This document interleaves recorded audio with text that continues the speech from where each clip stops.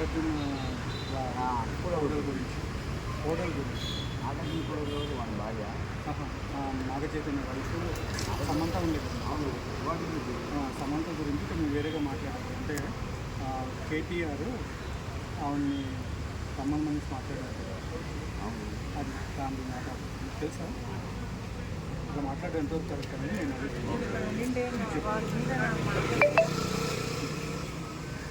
కేటీఆర్ కొండా సురేఖ గారు మామూలుగా మాట్లాడారు. కేటీఆర్ గారు రమ్మని చెప్పారంట.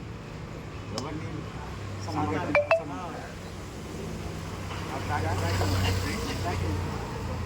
ఇంకా బాగా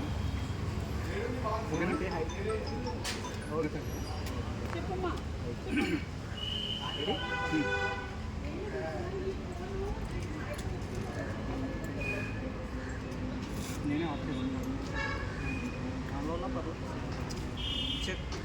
హాయ్ హలో నమస్తే, నేను మీ అంటున్నాను. నమస్తే. నన్ను కుర్చీ తాత అంటారు, లేక కాలా పాష అంటారు.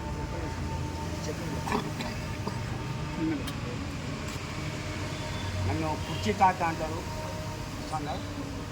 వస్తుంది అది ఒకసారి చేస్తాను. చెప్పండి స్టార్ట్ అండి. ఓకే. హాయ్ హలో నమస్తే, నేను మీ యాంకర్ నాగేంద్రని. ఈరోజు మనం కుర్చీతాతతో కలిసి ఒక చిన్న చిట్చాట్లో ట్రై చేస్తున్నాం. సో అదేవిధంగా మన కుర్చీతాత లైఫ్ గురించి కూడా మనం మాట్లాడుతున్నాం. అదేంటంటే ఫస్ట్ థింగ్ మనం కుర్చీతాతని ఇంట్రడ్యూస్ చేస్తున్నాం ఫస్ట్ మన ఐరా మీడియాకి ఆఫ్టర్ లాంగ్ టైం. చాలాసార్లు ట్రై చేస్తాం కానీ కుదరలేదు. ఈరోజు మనం కుర్చీతాతని కూడా తీసుకుని వచ్చేసాం. కుర్చీతాత నమస్తే, ఎలా ఉన్నారు? బాయ్. సో ఇంకా మీ లైఫ్ ఎలా జరుగుతుంది ఇందులో అంటే అసలు ఆ సాంగ్ వచ్చిన తర్వాత మళ్ళీ మీ లైఫ్ వెనక్కి తిరిగి చూసుకునే పరిస్థితి లేదనుకున్నాను. మరి ఎలా ఉంది ఇప్పుడు? బడి బాబాయ్, నా అభిమానులకు చెప్పేది ఒకటి, మనిషికి ఆశ ఉండాలి, అత్యాశ ఉండదు. ఒంట్లో భయం ఉండాలి, తప్పు చేస్తే తంతరని. నాకు ఆశ, నాకు బాకీ ఉంటే నేను అడవిలో ఉన్నా నా ముంగడికి వస్తుంది. బాకీ లేకపోతే నా ఎంకరే ఉన్నా కూడా కనబడదు. అది నేను నమ్ముతా. నాకు ఎందుకండి డబ్బు? నేను సంపాదించాలంటే కొన్ని కోట్లు సంపాదిస్తా. కోట్లు నా అభిమానులే సుమారు 5 కోట్ల మంది. ఒక్కొక్క రూపాయి ఇచ్చిన ఈ బిల్డింగ్ కడతా. సింగిల్ కైన్ ఒక్కొక్క రూపాయి ఈ బిల్డింగ్ కడతా. నెక్స్ట్ ఓకే, ఇప్పుడు వచ్చేసేసరికి హర్ష సాయి ఇష్యూ తెలుసా మీకు? అవును.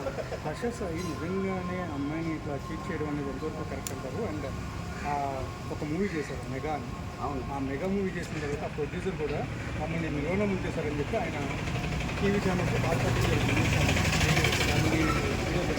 తప్పే చేయలే కదా హర్ష సాయి. ఫోటోలు తీసుకుంటాం. మరి విదేశాలకు ఎందుకు పారిపోయినావు?